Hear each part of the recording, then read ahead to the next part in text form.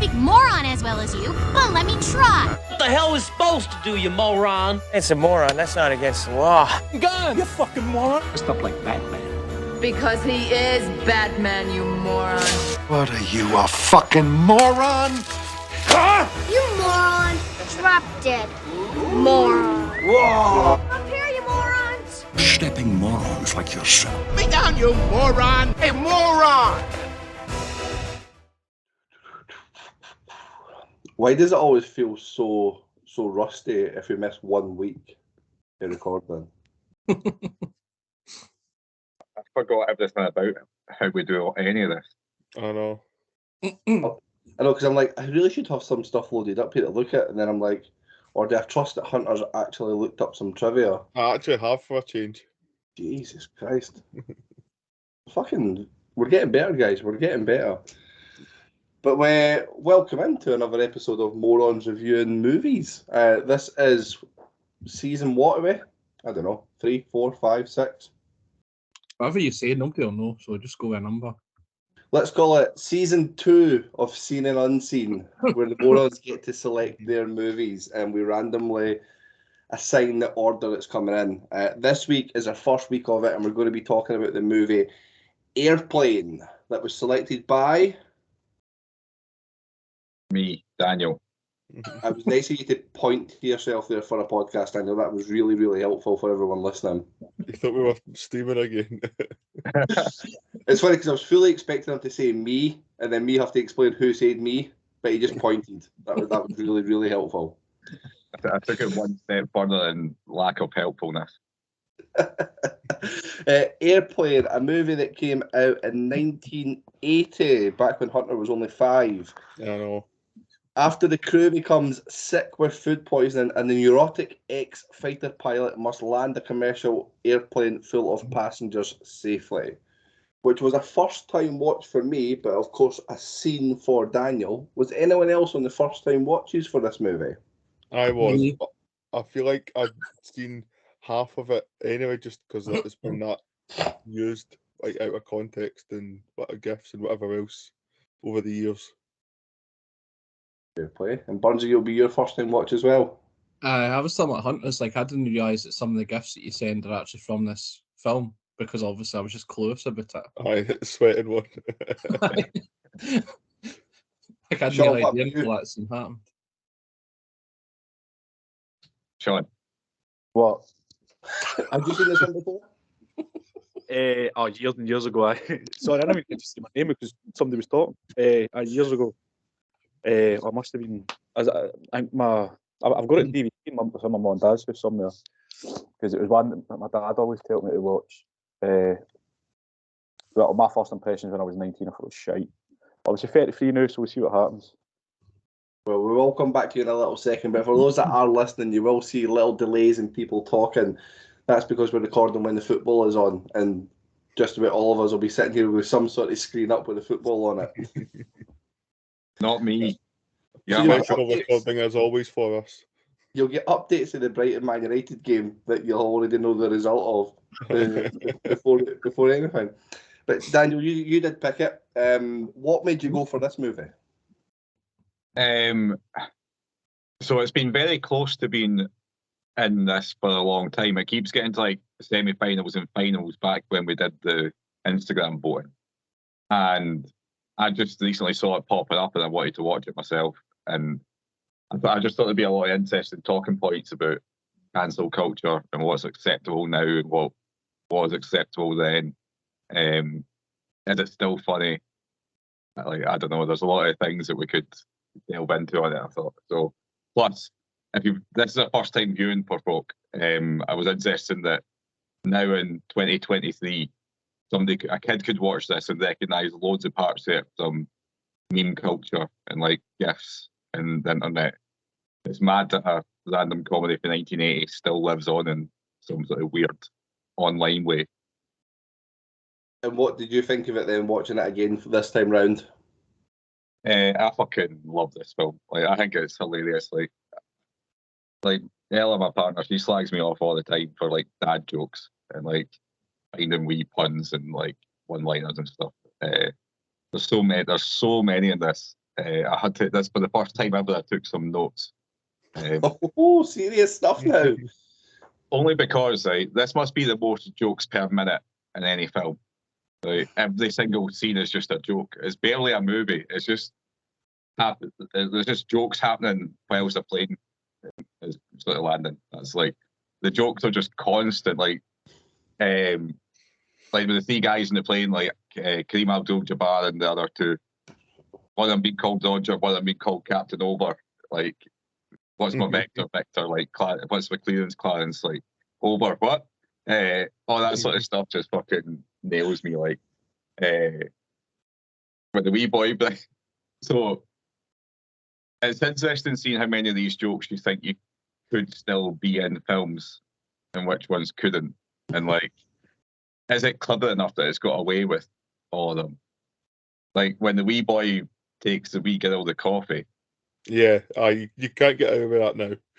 Like, but it's fucking brilliant. Like, I thought you were going to reference the wee boy coming in the cockpit, and the first thing he gets asked if he's ever seen a man naked. So, that's the biggest note I've got. Like, I've noted down all the creepy things that the pilot says to the wee boy. Right, and this is fucking hilarious. Have you ever seen a grown man naked? Do you ever hang around the gymnasium? Do you like movies about gladiators? And then he goes, have you ever been to a Turkish prison?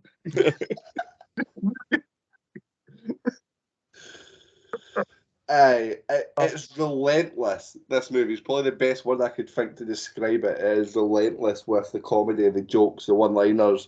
Nothing that actually ties up that much. Doesn't matter. Like, you're not watching this for any sort of plot. Like, everything is just a way to set up a joke, and that's it. Like, some of the subtle ones so there's all the obvious ones that folk are going to mention, right? So I don't want to like go through and say what everyone's going to say, because there's about 151 liners you could use out of this. But so some of the subtle ones, like, see when the guy gets a second coffee, and then it goes inside the wee woman's mind and her own narrative, she goes, he never has a second coffee at home. And then later on, he's being sick and it does the same thing. It's like, he never vomits at home. Like, just weird wee things like that I find fucking hilarious. The bit I could have probably done without is a flashback to the bar scene. I think it loses a wee bit of momentum. Like, but it's giving you the pilot's backstory and the love story and all that. Like, it's the scene in the bar is kind of all right. There's some funny bits, like when he says, I had to ask a guy to pinch me. And then the guy just looks at him like he's a fucking weirdo and walks away from him. But generally, I think it lost a bit of momentum there. I would have much rather the whole thing was just on the plane and going back to the mad glue sniffing guy that's in charge of everything back at the start. There's another Breaking Bad character in this. And I'll reveal it at the end if Sean hasn't already picked it up. But he's a character for Breaking Bad in this as well. So some of my other really funny favourite one-liners, because I'm going to give this a high score, obviously, and we don't need to talk about the plot. Let's talk about the other wee funny bits in it. When he said he had a drinking problem, but it wasn't that he was an alcoholic, he just poured the water in his own face because he forgot how to drink. When it keeps going back to the guy, and he's like, I picked the wrong week to quit smoking. Picked the wrong week to... Everything just escalates in like threes. I've read a thing before that comedy is perfect in threes, and like this film's laced with like the same thing, same joke, just to slightly different levels happening all over the place at all different times, and because they all come at different stages, you never get sick of anything. I don't know. I just think it's amazing. I'm going to stop talking soon and see what some of your favourite ones are, or if you hate it. I feel like I'm going to be heartbroken in a minute. The bit that cracks me up, and it's not the funniest part of the whole film, but I could not stop fucking laughing to the point where I paused the film because I was not paying attention to what was going on, is when the pilot says, it's an entirely different type of flying altogether. And then the other two people repeat exactly what he's just said.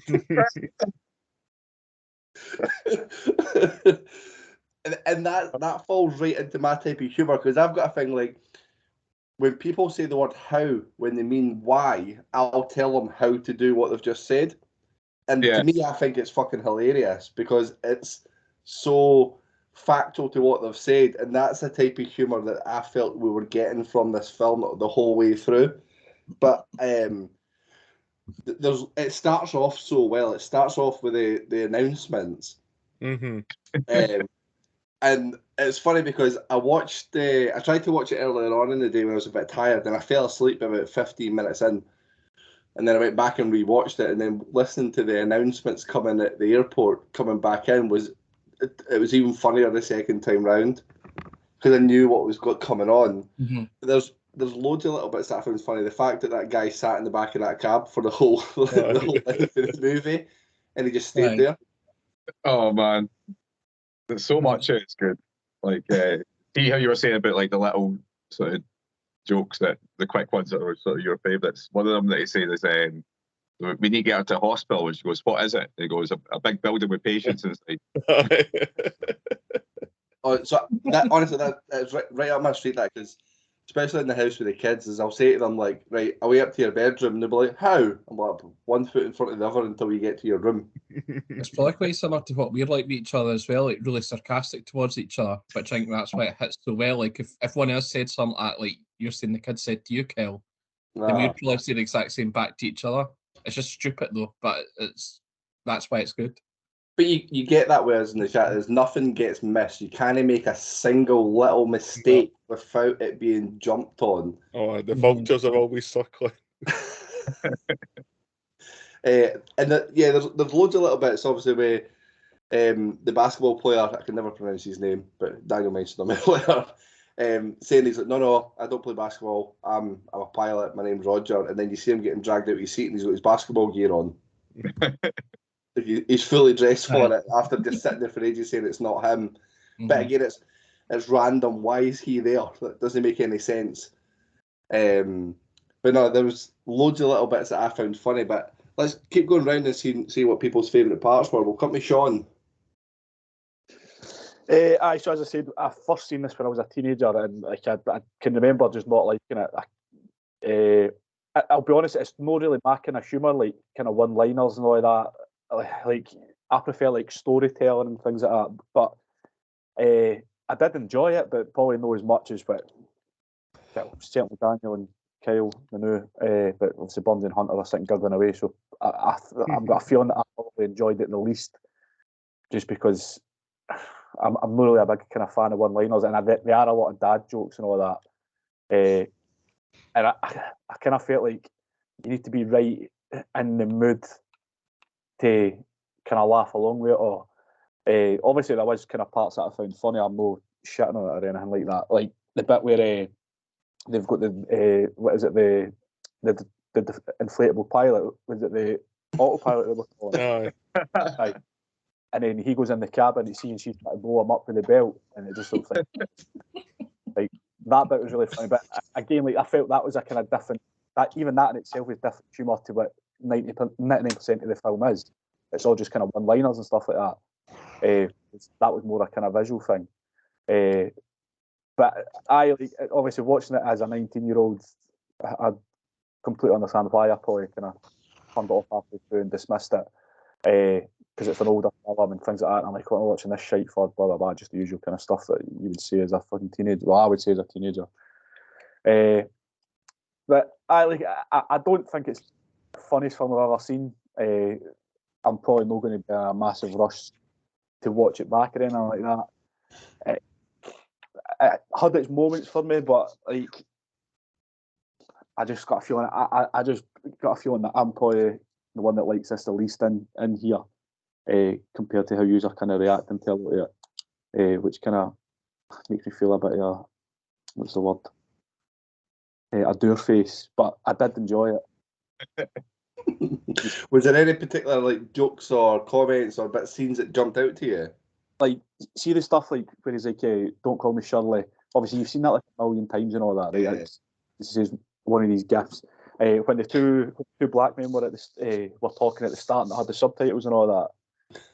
I was like, obviously, like in 1980 or whenever this one came out, like that might have been funny and all that, but I didn't really kind of find that bit that funny. The flashbacks, as Daniel said, kind of really bored me, to be honest. That was obviously the one in the bar Daniel spoke about. What was the other one? Fuck, my mind's went blank. I fucking only watched it last night as well. Can't remember. But when he's sitting there and he's like telling his story at first to the old woman, and then he goes in his first flashback, and then he was talking to the guy who had the petrol can, and he was going to light himself on fire until he got dragged to the cockpit. A bit like that was quite funny. But like again, it's just wee bits. I'm not a big fan of one liner. Like, see Jimmy Carr, like I hate Jimmy Carr. I just don't find him funny. It just feels all, and I know this is a film, so it's different for stand up. But the comedy side of it it doesn't feel like natural to me. Like one-liners and all that like, feel kind of forced to me. As I said, like it's just no my kind of humour. It's different when you're in an environment with your pals and stuff like that. And as you have said, like we'll kind of, this sounds like I'm blowing our trumpet. None of us are fucking funny in the slightest, but we'll obviously like kind of come out with one-liners based on what somebody else has said. That can be funny, but when it's in a format of a film, I struggle. And there's loads of comedies like that. There's loads of comedies where they're well renowned and people find them hilarious, and I just don't get it. I'm sure. I think we actually shot on Superbad, but that's one that's kind of well renowned, and I know it's a completely different comedy for this, but it's just, I don't know. There's very few comedies that actually make me howl, like laughing, and this just didn't make me howl. There was bits where I was laughing, but I was more of the film I wasn't laughing than I was laughing. And this is the kind of film, as Daniel said, it's like a joke a minute, so there'll be people who'll be laughing the whole way through this. But I don't know, couldn't. I get what you're saying, because I reckon there's a lot of jokes that I've missed from it because I'm too busy laughing at one part and I've missed the next part that's come, and then it's went on to a third part that I've then started laughing at again. See how you were saying about it at the start, and you've got over the tannoy talking about the white lines, red lines, or whatever it was. I had to listen to that like 4 times, and I'm like, are they like they're saying the complete opposite? But it took me like 4 or 5 times to listen to what they were saying to actually register that it was a fucking joke. I just think it was so obviously that's my fault. That's no the film's fault. That's no the fucking writer's fault or anything like that. That's my fault for no. Do you know, like I'm not the most observant person when it comes to watching films, TV, even stuff that like, I really want to watch. Like I started watching Ted Lasso and that, and I'm really enjoying it. But I find myself drifting in and out sometimes. My attention span's just not what it used to be. So again, there'll be stuff in this film that I've completely missed, stuff that I might have found funny, and it can just be because I don't know, I'm not switched on enough. I'm a bit slow. I mean, listen, with this one, I'll probably say one of the biggest compliments I can get from my side then is that, it's been well documented that I normally am playing FIFA, playing Football Manager and doing something else whilst I'm watching these movies that I review. This and the movie that we're going to be reviewing next week are probably only 2 films in a long time that I've sat and watched fully without doing something else. Like, I sat down to watch Airplane, loaded up Football Manager, had it all ready, watched the first part, and then I realised how quickly the jokes were going that I just sat and paid attention. It wasn't the film flew in. Hey, there's a joke for you. But there was loads of bits. One of the other bits I just remembered is that might fall into the inappropriate jokes that they get away with now, is when they ask the lady if she wants something to read. Oh, just something light, yeah. So, what's something to read? Yeah, something light about famous Jewish sports legends, and she gives a leaflet over. I think with what you said, Kel, is like I've still got a sore throat and my eyes are fucking out, so I've not got my camera on. I'm feeling sorry for myself. But like when I started watching this, when you said about the how you had to sit down and concentrate, is that at the start I wasn't fully concentrating. I had to go back to the start because there's quite a lot of the jokes I thought at the start were quite visual jokes. So I was like thinking there's stuff that I'm missing here, which is probably a good thing because it made you have to concentrate, which would probably be why you had to actually sit down and properly watch the film. Obviously, as it goes on, they're more sort of, the dialogue is more the jokes. But I think at the start, like for instance, there's the one with the magazines, or it's like when they're in the shelf. I can't remember what words it was, but things like that. I didn't write down. Scuddy magazines. and you knew there was something, obviously, but I wasn't paying attention. But I think that shows how good the film is. The fact that I was sort of just like not really into it at the start. I didn't think the start of the film was really that good, to be honest. It's like I hadn't read anything about this, whereas probably you knew I had rough ideas what the film was going to be like. And then I didn't really click on that. Obviously, there was Ted and his girlfriend or whatever. I didn't realise where it was going to go because I was like, why the fuck's he in this taxi? Like, it's meant to be about an airplane. And I didn't know where they were because obviously, because it wasn't that good. I was a bit confused, like with the setup. But then once it got past that stage, I thought it was brilliant because, and similar to Fuse has said as well, is that it's one of the films that I rarely say this, that I would go back and watch again because I think there's things that I have missed because I was laughing quite a lot through it, and then there'll be bits that you have missed about the jokes or whatever. And I think as well as that, if somebody had gave me a brief idea as what the film is, it's they go in this aeroplane, there's loads of stuff that goes wrong, and loads of jokes or whatever, I'd be like, that sounds shit. You know what I mean? But obviously when you watch the film, it's no shit, it's really well written. I think everyone on all the passengers that are involved, they all have like their own wee parts to play and wee jokes and that there's always something wee extra that you don't need to know anything about them. You just have the one-liners with them, and it definitely helps not having the same characters on screen all the time too. And as you've touched on, is I think the dummy pilot, I didn't see that coming.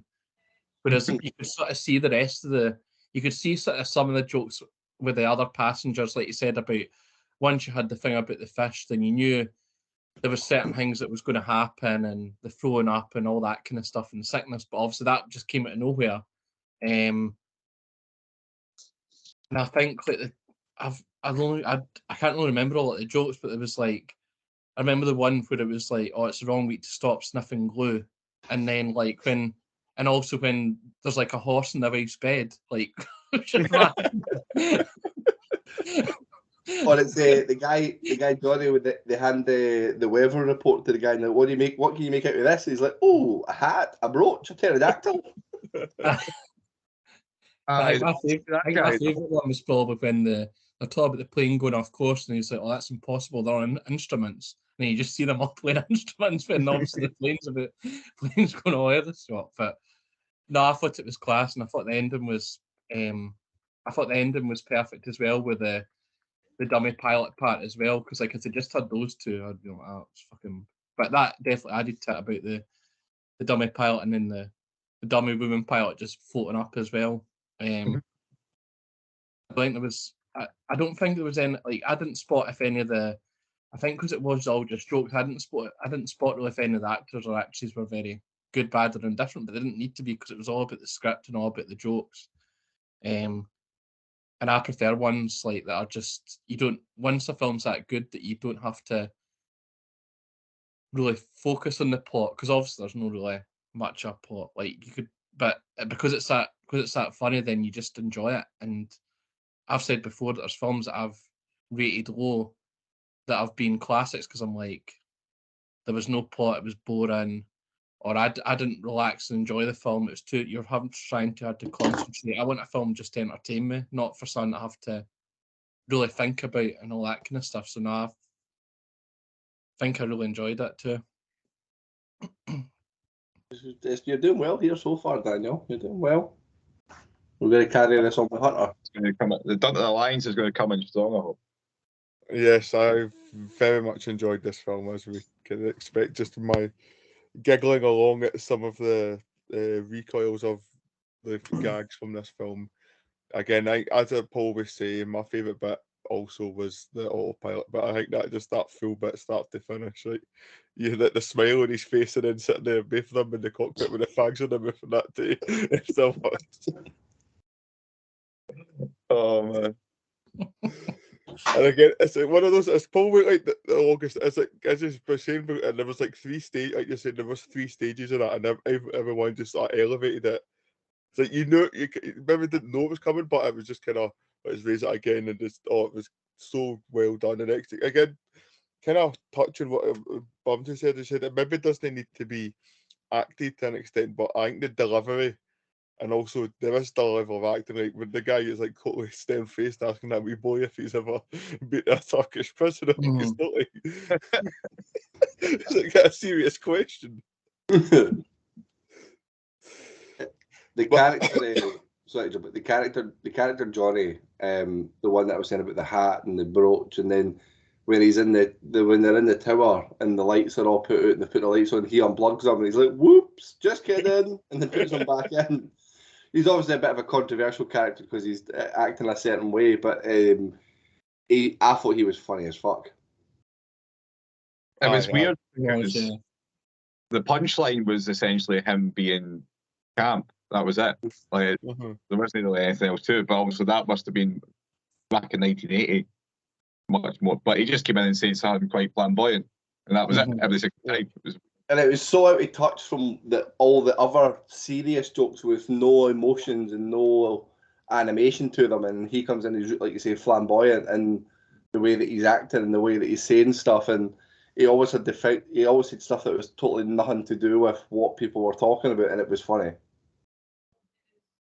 The other thing that happened back at the control tower thing was with the Siamese twins, and they give them two different instructions to go in different directions. Just such a small thing, but like Bonzi said, you can watch this 2 or 3 times and see stuff in the background that you missed the first time.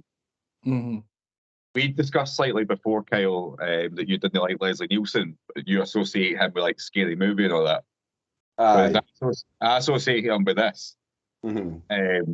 And then have you ever watched Naked Gun? No. So if you like this, you'll love Naked Gun. It follows on the same sort of thing. It's got a bit more of a story to it, slightly, but plus O.J. Simpson's in it.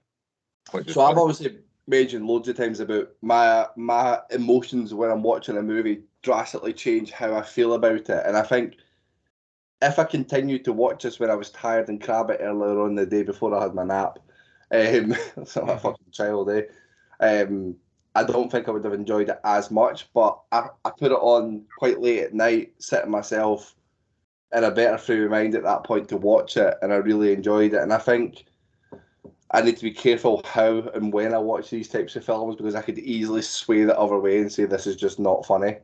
I agree with that. It does.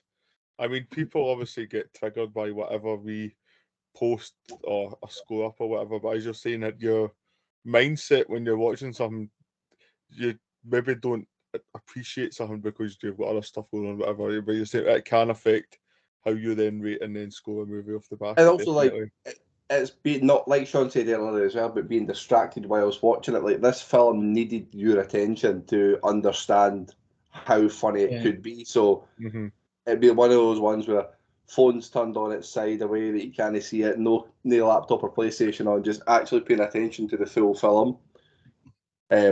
Which is similar for the film that we'll be discussing next week. Obviously, there's a lot of subtitles in that, so you need to pay attention to the details. So yeah, no, I think it was like good timing for me to watch it. I didn't go in with the highest of expectations because I just thought this is one of these films that I've been told so much that it's amazing. And then it was getting mentioned even in the group chat before I started watching it last night about how this is the best film, this is funny, you'll be laughing the whole way through, and I was like, oh fuck, I'm going to like this and everyone's going to hate me for it. But who said that? Not be like the football chat thing. That's a secret group chat we'll got without you.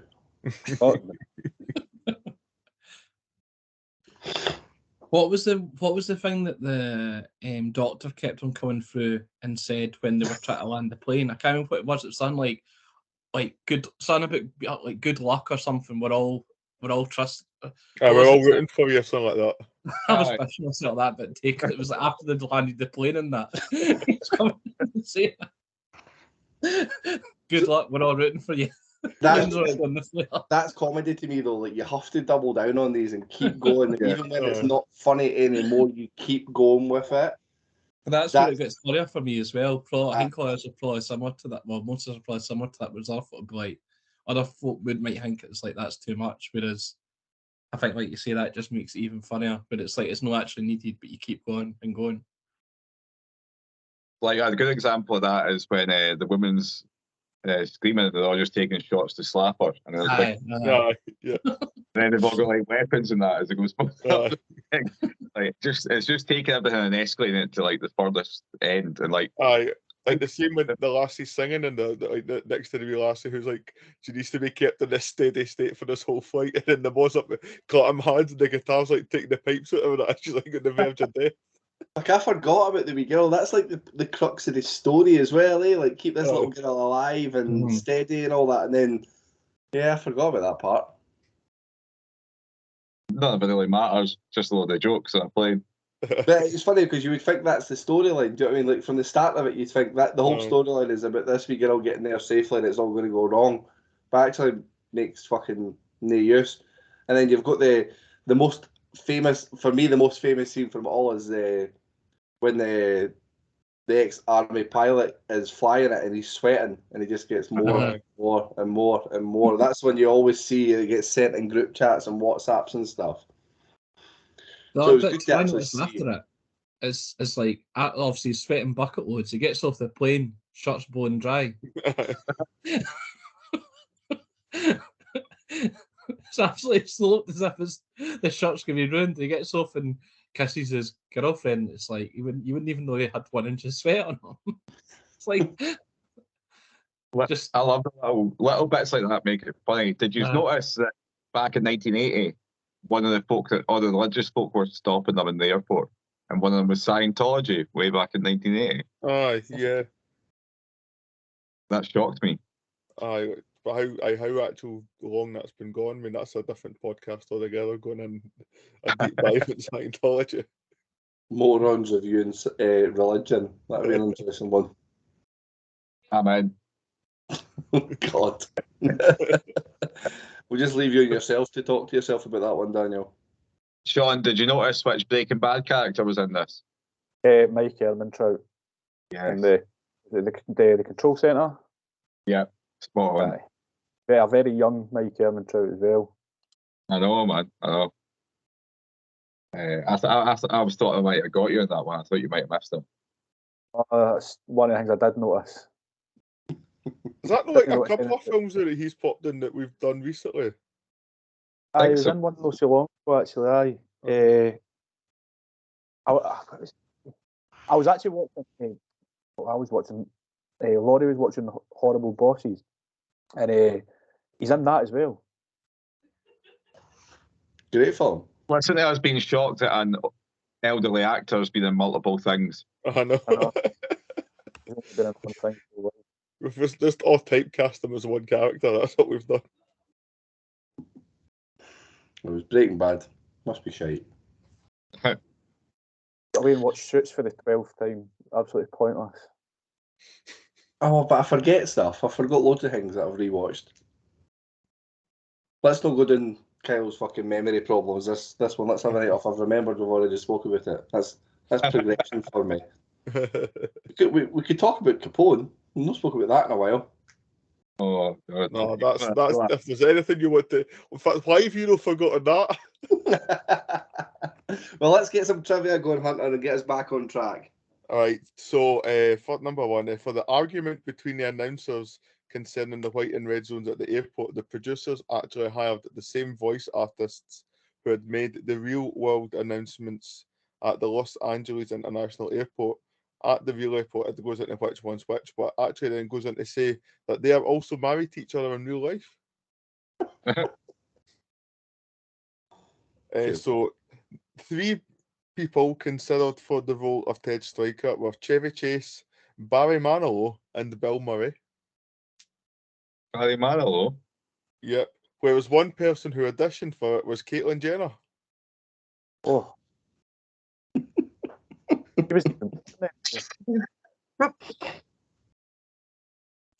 Did anyone else take a while to process that in their mind? Oh man, we're so fucking childish. I was like, wait a minute. The image in my head went through an actual metamorphosis back in time. to then I had to put. I'm going to shut up. Are more trivia, please? Yes, please.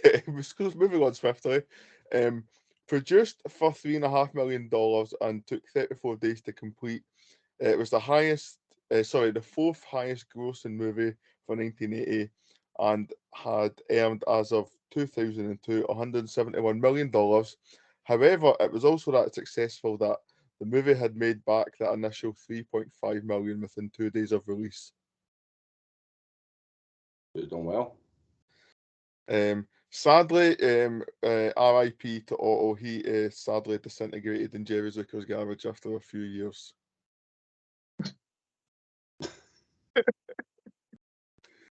And the famous scene of the plane going through the windows at the airport. One of the producers mentions that after that movie, numerous pilots actually wrote to him saying that they came very close to reenacting that scene in real life, with some saying they were only a matter of inches away from actually going through the airport windows. Again, that last statement also working wonders for Sean's fear of flying.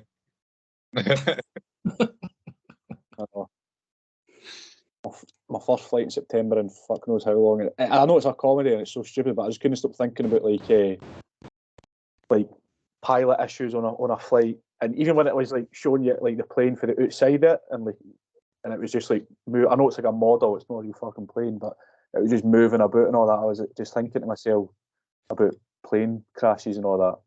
Imagine if they got the air stewardess just for a joke to come on the radio and say like, "Don't panic, but can MD fly this airplane?" And Sean was like, everybody else in the flight is in on the joke, and it's just Sean just absolutely shitting on himself. The cars no scare you, Sean. Cars are much more dangerous. Right, but how many cars are on the road in the world at one time? A lot more than there are airplanes in the sky, anyway. So when people say it's the safest mode of transport, that's because it's also the least frequented mode of transport in the world, even though there's fucking God knows how many flights. I would say as well as like there'll be that many roasters on the road, but you're going to have actual proper pilots. You've got to think remember you used to get the fast track driving licenses that you can like do your theory and pass your thing within a week. I don't even get that for pilot's licenses, so no. Even to scale, Sean. I'm saying even to scale, the amount of people that die in cars, man. Cars are the devil. You've got to rely on the hive mind of millions of people. Thousands of people all fucking trusting each other. And then eventually one of them fucks up. But you're also not 35,000 feet in the air and a tin can got it 600 miles an hour. So like, that's something that I just will never get out of my head when I'm in that situation. For personal experience, recently you're not going to get a drunk pilot on the wrong side of the road to smash into you at fucking 6 o'clock on a Monday. Well, you never know. What was that film with Denzel in it? Flight? Was he not a drunk pilot? Yeah, he takes it upside down though. That's cool as fuck. He saved the day. And also, it's a film. It's no real life, Sean. I'm aware of it. Well, that's me too. I'm fucking so Should glad. maybe steer away from air crash investigation, because I'm pretty sure there's an episode of that with two planes that actually collided into each other above the Brazilian rainforest. I've purposely never ever watched that. Well, I always think when it comes to flying, Billy Connolly makes a statement in one of his stand-ups that you shouldn't be worried about dying on an airplane, because by the time you go down, you're going into the ground like a fucking dart. You'll not even realise. Well, do you know what's funny about that, right? So when me and Laurie were booking our seats, obviously we booked the holiday and then you got to choose your seats. So I said, like, I want like as close to the front as possible. I don't want a window seat. I would quite happily sit in the middle, but as close to the front as possible, so that if anything does happen and we do nosedive, then I'll die before I can process what's actually happening.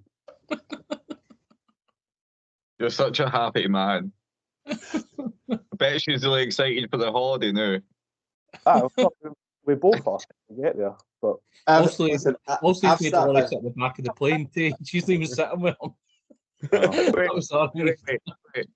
Let's not move on for this, right? And just imagine this conversation. Darling, where would you like to sit in the plane? Can we please sit in the bit where we'll have the swiftest death, please? Obviously, I wasn't saying that out loud. Like in my head, I was like, I'll take that. If anything does go wrong, I'll be dead. But obviously, just in case it's me jokes and all that. I had a wee laugh. Everyone was good. But Kyle, no, I've sat next to Kyle on a flight before and went down to Cardiff for Bunzy's birthday, wasn't he? And actually, Kyle was really good. And no, it was on the way back, Kyle, wasn't it? On the way there, I was sat next to Bob Clark, which was an absolute fucking shit. Kyle was good, though. Supportive friend. We've all got our fears, and mine's just 36,000 feet in the air going 600 mile an hour, which I don't think's that fucking irrational. What, you scared of a fucking spider or something that you can just move away? Does anyone else have fear? Do you know what I've found recently? Let's talk about this. I think that I'm claustrophobic because my anxiety goes through the roof watching these things where people crawl through the rocks. I don't know what it's called. Yeah. But why do people do that? That freaks me the fuck out that they're squeezing through these tight little spaces, and I'm like, I could not imagine ever being in that scenario. I'm on your side, Kyle. 100%. Like, snakes for me. I was going to say that too. Hunter snakes is my. I think it's just when you see folk just with them, I'm just like, nah, no fucking chance I would go anywhere near it. You see Cam show with snakes. Huh? You see when you see folk with snakes. I don't mean in person. Well, I've got a snake story as well. We went to. I mean, just if you saw pictures, that was all. Like, it's still pictures. It's when you see a video like a more constrictor cuddled up watching fucking telly with a Wayne on a couch and that, and I'm like, oh no. Let me paint a picture for you. I was in Dubrovnik and we had hired out a villa, and I'd walked round to the shop with Poppy's buggy with the plan of filling it up with all the stuff for the shop and walking back with the buggy myself. So I've got the shopping's all stacked up in the buggy. I have bottles of beer, the whole lot's in there, and I'm just walking along the road, and then I see the fucking smallest little grass snake you've ever seen in your life just shoot past me right in front of me in the middle of the pavement, and I shit my pants to the point where I didn't know if I wanted to run backwards or forward, so I just ran on the spot for about 30 seconds, trying to hold this buggy in place so it never fell. And then it was gone by the time I'd even realised, and I must have looked chalk white when I got back, because when I got back to the villa, the first thing Sarah was like, shit, what's happened? Are you okay? Look, something's happened. And I'm like, seen a snake, big ass snake had just went past me there, and I 6 foot just got across the road. But it could have been a tiny little bit of a stick or something that just blown by in the wind, but I'm convinced it was a snake. So you don't even know it's a snake? Oh, well, I'm going to add that to a list of fears. I'm not overly keen on snakes either, but I'll stick with the claustrophobic one. Snakes are... Sorry, Daniel. I was just going to say, animals, I don't think any animals are scary. Like, animals are scary. Well, the ones, I mean, obviously, if you're face to face with a fucking orca, it's scary. Do you know what I mean? Or like a fucking lion's right in front of you. But I don't live in fear of them. Do you know what I mean? I don't worry that a bear's going to come in the corner. Do you know what I mean? I've been raised watching Free Willy as a child. I am not scared of a wild orca. Oh no, they're evil bastards, I tell you. Don't ruin my childhood for me. Just as you mentioned, like lions and that there, when we went to Thailand, we went and done one of those, like fucking meet a tiger. I think it was a tiger or a lion. Oh, you evil cunt. It was good. It wasn't good at all. It was fucking horrible. Because you go in and it was like this 2-year-old lion cub, and it's prodding about that, and it's total fucking growling and stuff, and then you're getting your photos taken with it. And as I'm sitting there, the wife said something to it, and the lion put its paw on my hands and just stood up, and I was fucking, my hand was trapped to that floor at that point, and I was shitting myself at that point. Like, but I didn't react because I just kind of stood there. And do you know how you get that hot flush that goes through your body when something scary happens? That was how I felt in that moment. And then we go out of there, I was like, I ain't going back in. Absolutely no chance. Fuck that. But yeah, that was scary. But I've got a massive fear of wasps as well. I'm sure any of you have been in company in the summer in a beer garden, I'm like on alert. Can't control myself. I'm constantly scanning the area. Listening. This is turned into Morons reviewing fears. I was like, Sean's like, he's a beer garden Casemiro just fucking scanning for wasps. Imagine like on a flight, like just a fucking there was a wasp's nest You know, just hear this buzz. I mean, that's like my worst night. Where do you go? They keep them To down the the front front so of you the die flight quicker. station. You might be in trouble. I'm fucking begging for a nosedive. At some point during the whole experience, you would realise that you're a 6 foot tall human and you can maybe kill some wasps. Maybe. See, when you're in that, I feel like 3 foot tall. It's still 100 times bigger than the wasp at 3 foot.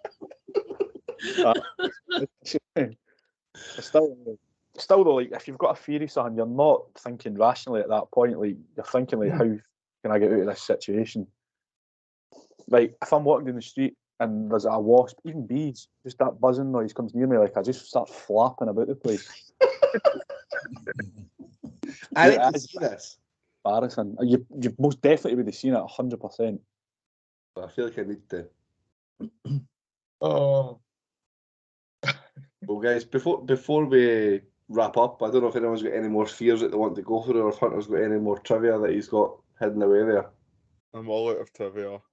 All out of trivia, we all out of fears. Bungie, you got any fears? No, my main one was, as I say, snakes. Hate snakes. Bungie's just fucking solid. The No fear to anything. ones that I just see on a daily basis, apparently. One of these fears got to watch Dennis Muir play. Bro. That is a team of snakes.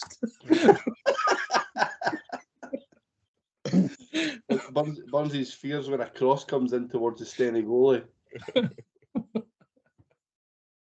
Somebody's going to play this for the Stenny goalie now. As he collects his Player of the Year award. Getting called a snake for Bungie. Well, guys, it's we've rabbited on a lot longer than I thought we would have. Actually, we all got a bit more animated about our fears than we have done about the films. I actually forgot that we were recording about a movie here. But I suppose we should start scoring it. I totally forgot to do that as well. Daniel's going to kick us off. I'm going to give it a 4.25. 4.25. We'll come to the other half of Dunter. Quattro. Quattro. You'll have to explain that to Bungie. It's a He three. hangs up to a fucking Gillette razor. I'm also going to follow you, Hunter. It's a quattro. Keep it. We'll make that Quattro a trio. Come on, Sean, we've laid it up for you there. I'd never heard what you said there, but I'm going to give it a 3.5. Oh, that's good. I was fucking trying to think about that as in French, but une, deux, trois. 3.5. That's the fucking shit.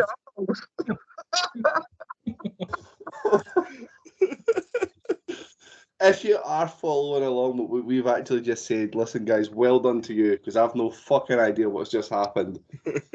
And for some reason, we're going to come to Bungie and ask him if he's managed to work that out, what that is in a scoring. It might be, or it could be, a 3.95. It could be more than that. No, wait, that could be. So, what was it? 3 4s, a 3.5, and a 4.25. Right, sound. I'm going to say that. Did you not think I knew what quattro was, Daniel? So just to confirm, is that a 3.95? 5, yeah. So a 3.95, we've put Airplane as just slightly funnier than The Hangover, which was a 3.9. Nice. We've joined it 3.95 alongside The Terminator and Rush Hour 2. I'd say that's perfect. Aye. I've nailed that. There we go. Well, I do look forward to the people that will either give this a 5 or a 1 coming for Sean, because he's not scored it in the 4 or above category. The impending comment of any less than a 4 and you're an idiot. Which I believe was nearly word for word what Dub said in the chat last night. I thought it was David that said that, no? Maybe it's both of them. But we'll pass on the scores anyway and let them make their own judgments from it. But Listen, 3.95 does have its own company. Nope. Very fair. Sorry, I thought you were still talking there, guys. But listen, thank you very much for listening to us talking about Airplane. Next week we have got A Quiet Place to talk about, which I'm quite looking forward to seeing how the reviews go for that. Watched that today, fairly enjoyed it. So let's see how that goes. But that brings us to the end. I wonder which type of foreign language we'll get at the end coming from Hunter now. We've had a little bit of French. But as Morons do, bid you farewell. Bon voyage. It's funny because I think to myself, I wonder if Hunter's going to go away and study another 5 languages just to say bye. Just research and find out. I do need to just studying get a list Mandarin. of- next to my notes, just have a Google Translate for the word "bye" in different languages. That needs to be your new gimmick. Language man. Language. Trivia and farewell, foreign farewell. There we go. The foreign farewell man. Sorry I don't speak moron as well as you, but let me try. What the hell is supposed to do, you moron? It's a moron. That's not against the law. Gun! You fucking moron! Dressed up like Batman. Because he is Batman, you moron. What are you, a fucking moron? You moron. Drop dead. Moron. Whoa! Up here, you morons. Stepping morons like yourself. Me down, you moron! Hey, moron! Bid you farewell and good luck, morons. Bye.